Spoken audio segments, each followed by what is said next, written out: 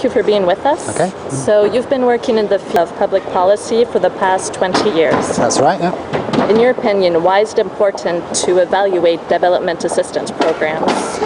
Well, there's probably three reasons for that. The first is that any organisation that stops learning is really doomed to failure. So evaluation, what it does is it gives you the opportunity to challenge yourself and really innovate, try different things and look at things from a different perspective. The second reason is that development is really important, and without future funding flows for development, a lot of important things just won't happen. But we're not going to get those future funding flows if we don't challenge ourselves and show to the public what we're delivering. Yes. There's a third reason, which is perhaps not as obvious to most people, which is that development evaluation is a great opportunity to work with other people, work with developing countries in partnership. And you don't hear that very often, but for me that's a really important reason. Can you tell us about one or two evaluations that you have found particularly meaningful? Well, one that's made a big difference to me was we worked on an evaluation of DFID's work on gender, on women and girls, which was quite a shock because it was showing that DFID was in a very bad place and had almost dropped the ball on these issues. And you know, half the world's population, half the world's poor population are affected by these issues. As a result of this challenging piece of work, which we nearly stopped at one stage, and as a result of strong political interest which developed at the same time, things have transformed. So that's made a big difference in my life, and I think it's really important. Another one that I think is very interesting is one on how you get children into school and how you keep them there. And the evaluation work that's been done, the impact evaluations in that field, show that it's not enough to get kids into school. You also need to think about the quality of the education. So it's not enough just to use these incentives, these cash transfers to get mothers to get kids into school. You also then need to follow up with high quality teaching, and that's one of the key lessons from evaluations in that field. Okay. We've heard that the UK's Organisation for International Development has undergone many structural changes in the past 12 months. Yeah. Can you tell us about some current developments in evaluation within DFID? Well, one of the things is that the political interest in evaluation has shot up since the new government came in 18 months ago. They've made evaluation a very political issue because of their contract with the British public, saying that if we're going to scale up what we spend on aid, then we're also going to see the impact of it much more clearly. The other main change is that evaluation is no longer the province of professional evaluators, but has become everybody's business. So I'm getting people banging on my door asking for help on evaluation. Previously it was the other way around. I was trying to persuade them to think about evaluation. So those are the big changes. And we have more than double the number of staff working on evaluation in the last 12 months.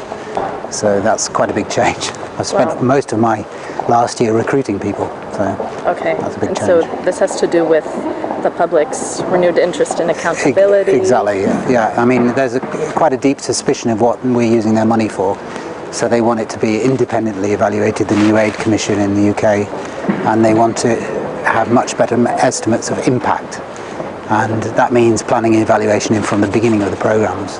Otherwise you just don't have any data to do it with.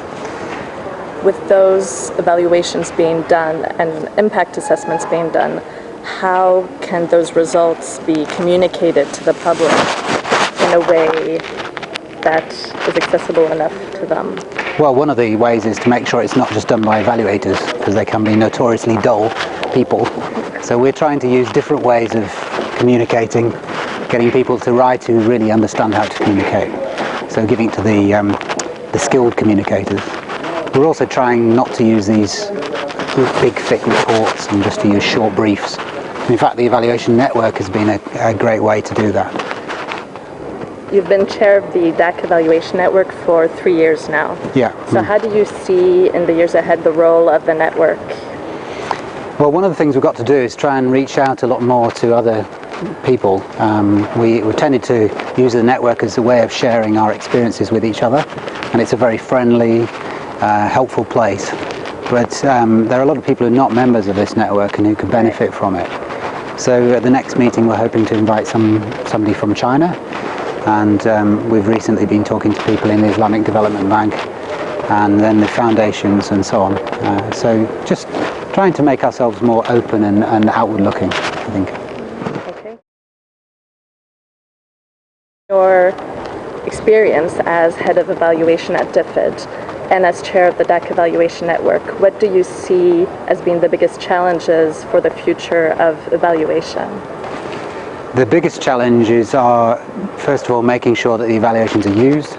Yeah. It's in DFID at the moment, one of the ways we're doing that is making sure that the people who use them are involved all the way through.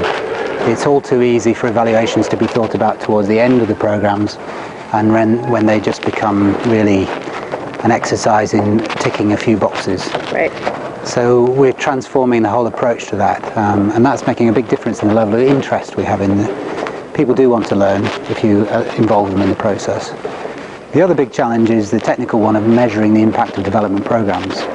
They're complicated. There are a lot of linkages between the work we do and the impact it has on poor people's lives. So trying to pin down what exactly we're trying to test and what we're going to measure, and then showing that impact is a big challenge. But we're getting better at it, so it's encouraging. With the fourth high-level forum on aid effectiveness concluding in Busan a couple days ago, results and showing those results and impact assessment, like you mentioned, were key priorities for many of the leaders that attended and are a big part of the outcome document. So do you see that, showing these results, as one of the key challenges, just like... Well, yes, showing results has always been an important priority, but it's clearly absolutely central to what our decision makers want.